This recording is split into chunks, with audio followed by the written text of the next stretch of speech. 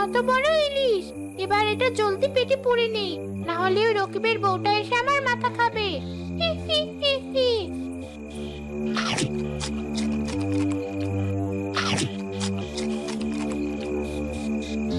কি স্বাদ! ঠিক যেন অমৃত। এবারে রান্নাঘর ছেড়ে আমি কোথাও নড়ছি না। রোজ রোজ রকিব মাছ নিয়ে আসবে, আর সেগুলো আমি পেটে চালান দেব। খুব মজা হবে। যাই, এখন আবার চালে গিয়ে বসি।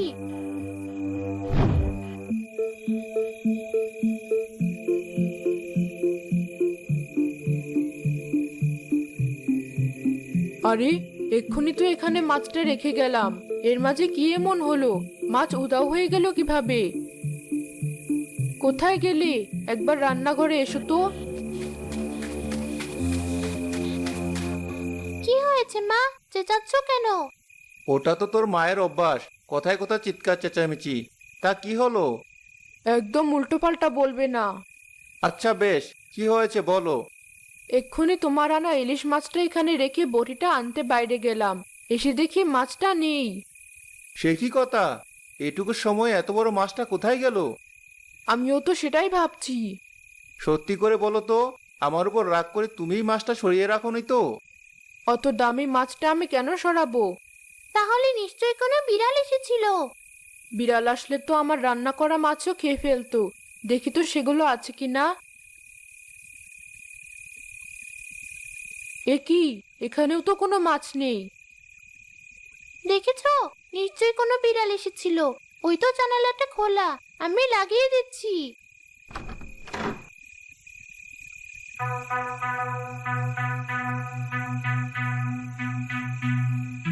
হি, হি, হি, হি। বিড়াল? সবচেয়ে বড় বিড়ালটা তো আমি। তোরা যতই আমায় খুঁজে মর, আমার টিকিটাও ধরতে পারবি না। এবার একটু ঘুমিয়ে নেই।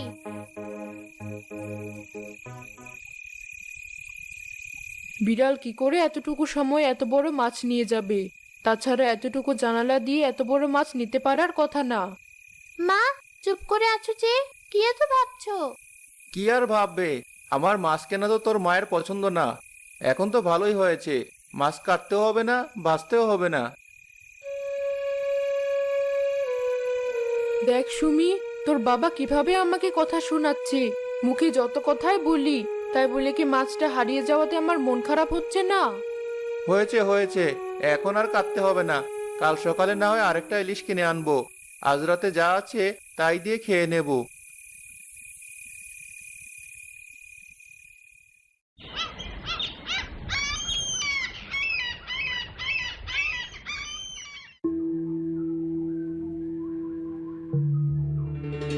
কালকের ইলিশটা খুব স্বাদ ছিল।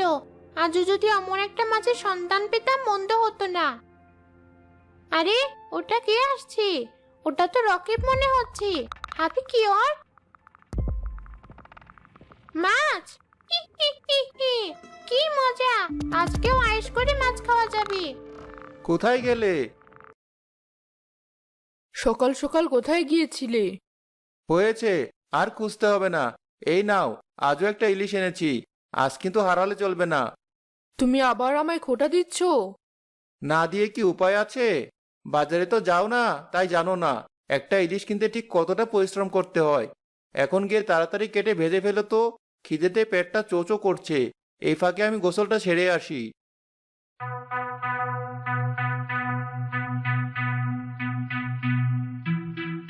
আজ দক্কে দক্কে থাকতে হবে। রোজ রোজ মাছকে চলে গেলে তো আমার চলবে না।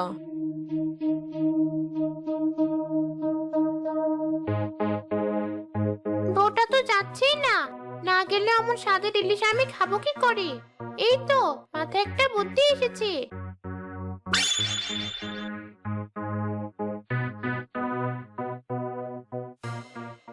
মা, তুমি এখানে? বাবা তো ওদিকে তোমাকে ডাকছি। সে কি, এই মাত্র তো তোর বাবার সাথে কথা বলে আসলাম। তুই যা, আমি মাছটা কেটে আসছি। না, তুমি এক্ষুনি যাও, আমি এখানে মাছ পাহারা দিচ্ছি।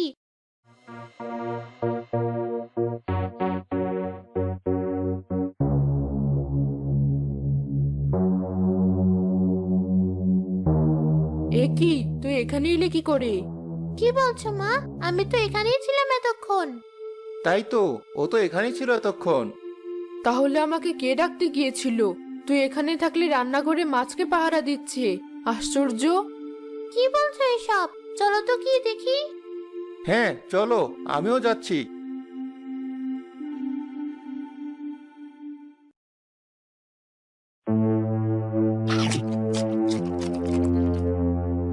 কি স্বাদ! এটা তো দেখছি কালকের মাছের চেয়েও বেশি স্বাদ। এই রান্নাঘরে থেকে আমার ভালোই মজা হয়েছে। কেউ দেখে ফেলার আগে আবার গিয়ে চালের উপরে বসে থাকি। এ কি? এসব আমি কি দেখলাম? শাকচুন্নি! কি ভয়ঙ্কর দেখতে! এবার কি হবে? এর মানে শাকচুন্নি কালকে সব মাছগুলো খেয়েছে।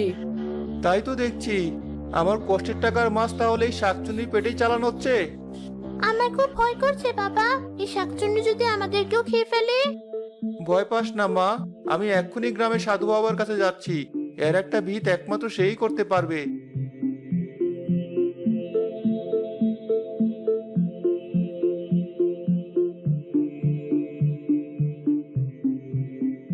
ভয় পাস না, মাছ যেহেতু খেয়েছে ওই মাছ দিয়ে ওকে পথে আনতে হবে। চল আমার সাথে।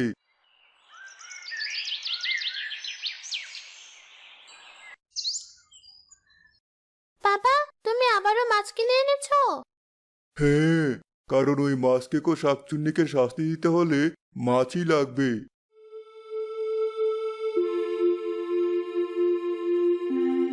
যা, এই মাছটা এবার রান্না করে রেখে আয়। বাকি কাজ মাছটাই করবে।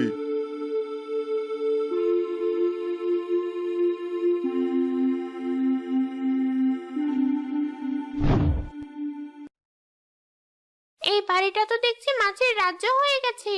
এতগুলো মাছকে হাপিস করে দিলাম, তারপরও মাছ কিনে এনেছি। আমার কি, মাছ পেলেই লাভ।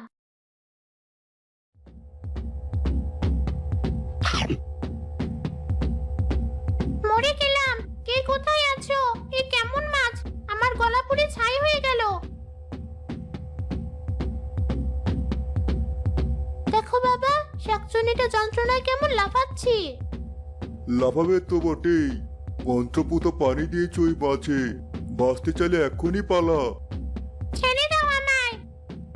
বেশ, আমি তোকে ছেড়ে দিচ্ছি, কিন্তু কথা দে আর কখনো কারো কোনো ক্ষতি করবি না। কথা দিচ্ছি, আমি আর কখনো কারো মাছ খাবো না। ছেড়ে দাও আমায়। সাধু বাবা আবারও মন্ত্রপুত পানি তার গায়ে ছিটিয়ে দিল। সাথে সাথে শাকচুন্নি উধাও হয়ে গেল। ধন্যবাদ সাধু বাবা। বেশ, এবার তাহলে আমি আসি।